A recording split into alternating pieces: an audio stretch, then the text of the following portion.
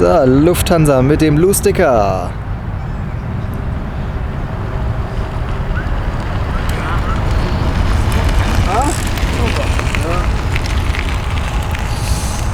Mal gucken, wie weit er braucht zum Abrollen.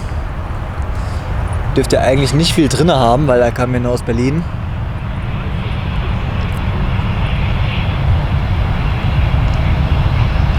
Oh. Die Schraube von meinem Schwenkarm ist irgendwie nicht festgezogen.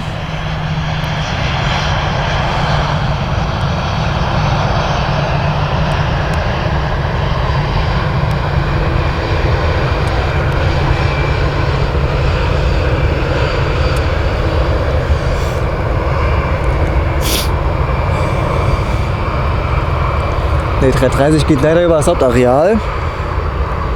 Hätte ja sein können.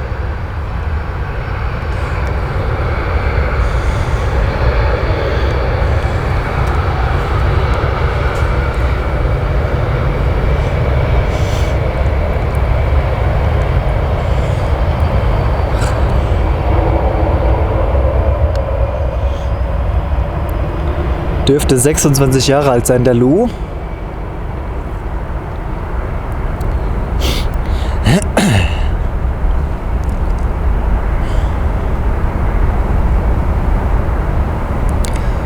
Und jetzt